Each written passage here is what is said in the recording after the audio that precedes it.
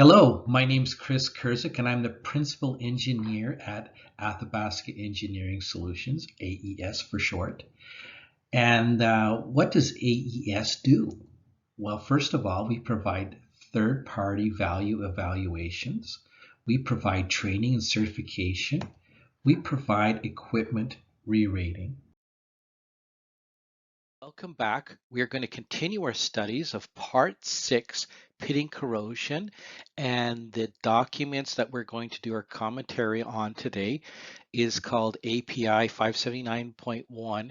It's going to be mostly a reference to the 2007, but we also will allude to 2016. Recall from earlier episodes that these are pretty close. There are some differences in developments, about 4 or 5%, in my opinion, of the formulas, and basically the big changes they've rearranged the appendices from 2017 to 16. But anyways, we're going to look at 579-2. The problem manual, and we're going to add some commentary to add some more context to those examples. So we're going to go through example 6.1. And then this is primarily focused on a level 1 assessment. So we're, as was alluded to in episode 1, we're going to use the comparative figures or the diagrams to help us to characterize and classify the pits. And then we'll use those to determine our remaining strength factor. And this is where we began. And recall in our earlier chapters, the allowable remaining strength factor is a code comparison against the earlier chapter, and we're going to calculate the required. And as long as the required is less than the allowable, we're good. So let's jump right into this particular example. We have a cylindrical pressure vessel, and it was constructed to boiler pressure vessel code, Section 8, Division 1, 1985. And it has characterized by widespread pitting on the inside diameter of the vessel, and you can see the figure to the right. And we want to perform, we're asked to perform a level 1 assessment. In the level 1 assessment, we want to utilize standard pitting charts and determine the maximum pit depth. This is the approach we need to take. So in addition to the photographs, they also have to measure the pit depth. So we use that information, we calculate the remaining strength factor, the RSF, and then we do this, and we do a visual comparison between the actual damage and a standard pit chart. We try to compare them. And then based on the pitting chart, we determined the RSF. The development here as we try to understand the problem more. So our assessment, we confirm that this vessel has been designed to a recognized standard so that we can use the standard RSF allowables to compare against what we calculate. And therefore, that's one of the rules required to do a level 1 assessment. And we don't have issues with creep, and we can refer to a table 4.1, and I think that's in the earlier version. And we have to have tough material, so the material has to have some ductility, and there's no other damage like other cracks. Otherwise, we have to do a multi-level type of assessment. So another one feature of this is there's no cyclic cycles in the lifetime, and these are all the criterion for level 1. So then we continue on. We have the pitting damage is arrested, so we don't expect there to be an increase in the pitting damage. And there's no supplemental loads, only pressure. And those are the requirements for a level 1 assessment. Now, the API standard recommends that you one always goes back to table 2.2 or a variation of it. And this is where we double check everything and we make sure we've got all the conditions before we begin the analysis. We know it's a pressure vessel. We know it's a pre-1998 study, so the allowables are lower. We have like the working pressure, we know that. We know the materials of construction.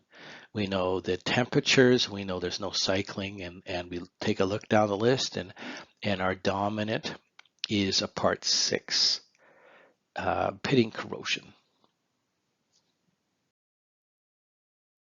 That diagram, we've taken and blown it up here. So you get your working pressure, your temperature, and this is all the information that we have for this particular problem.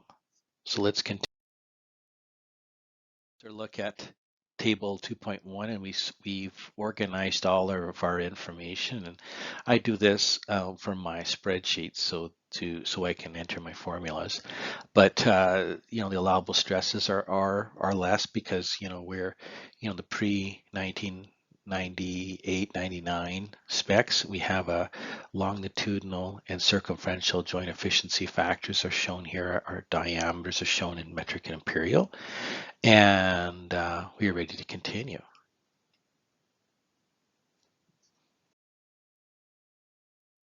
All of the critical criterion we need to do our study from the inputs, and this is part of step 1, which is the official way of doing the evaluation. D, future corrosion allowance, TRD, or T nominal and the loss are critical to doing the evaluation. So we arrange them and we put them together, and here are results in imperial and metric. All of the critical criterion we need to do our study from the inputs, and this is part of step 1, which is the official way of doing the evaluation. D, future corrosion allowance, TRD, or T nominal and the loss are critical to doing the evaluation. So we arrange them and we put them together, and here are results in imperial and metric. On to step 2, determine the wall thickness to be used for the assessment. And there's a couple variations. You can use equations 6.1 or 6.2. We are using 6.1. So we take the T minimum minus the loss minus the future corrosion allowance, and we get what we require. And so we can calculate a stress, and it's 0.63 inches.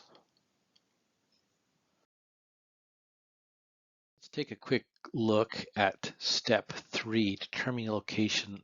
First thing we have to do is take our diagram and determine our location of our highest pit density.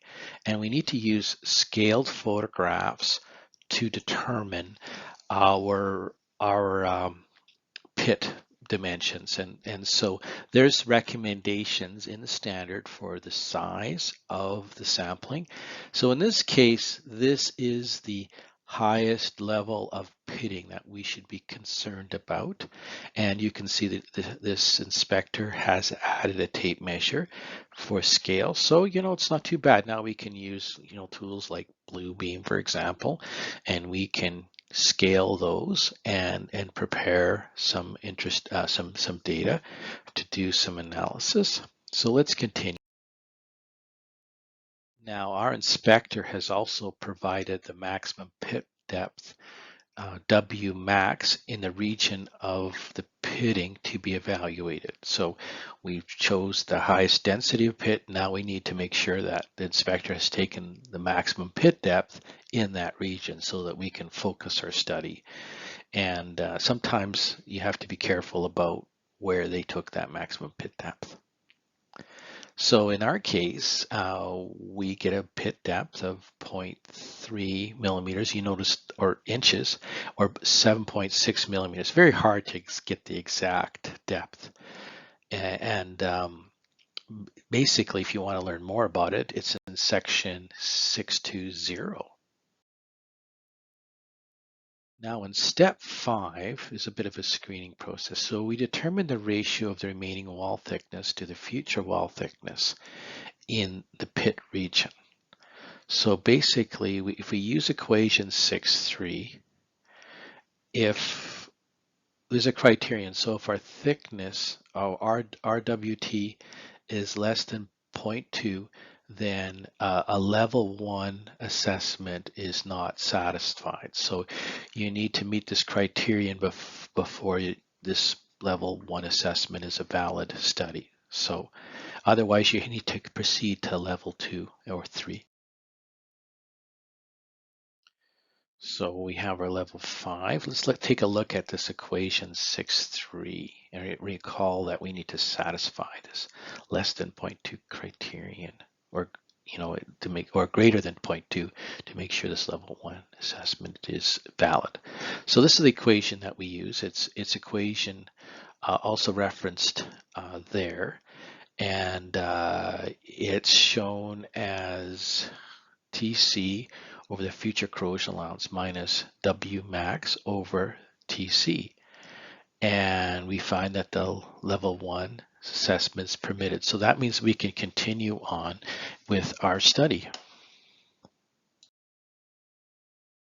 At step 6, this is where we determine the MAWP, the maximum allowable working pressure for the component.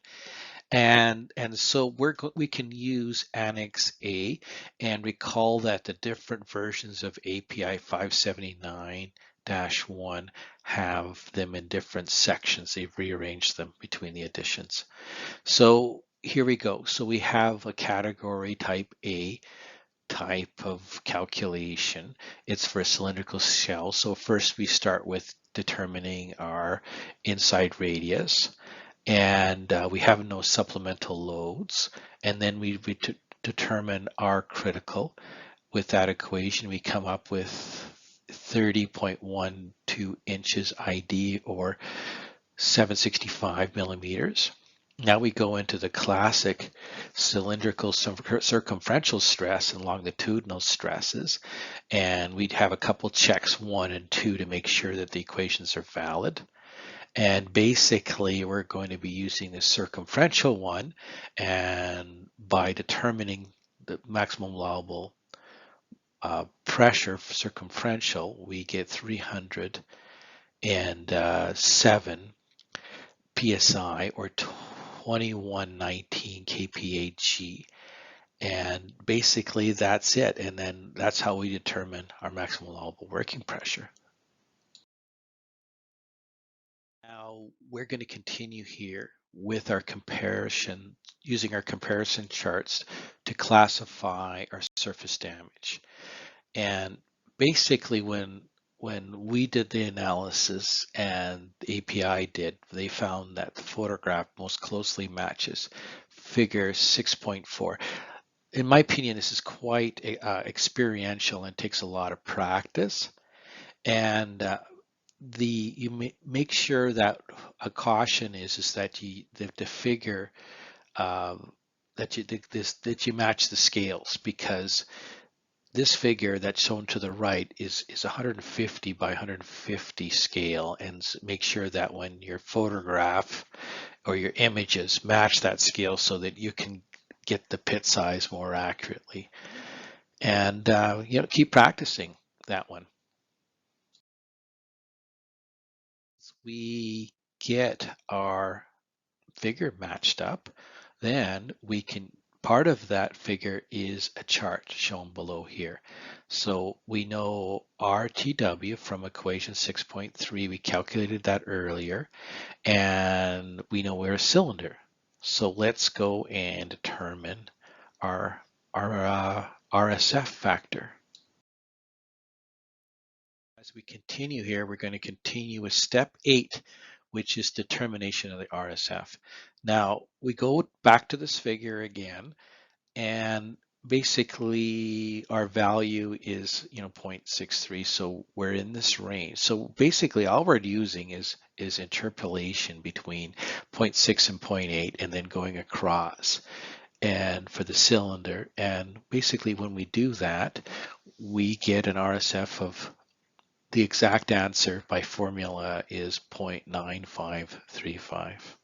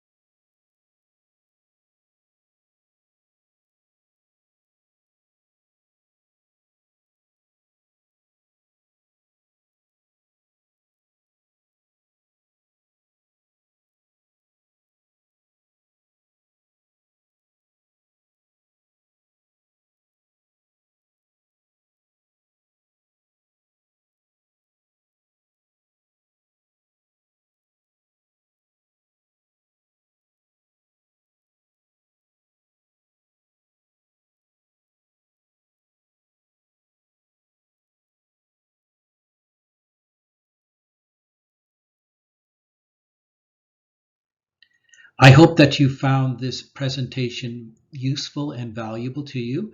This was provided by Athabasca Engineering Solutions. We'd love to hear your feedback and your thoughts on further videos.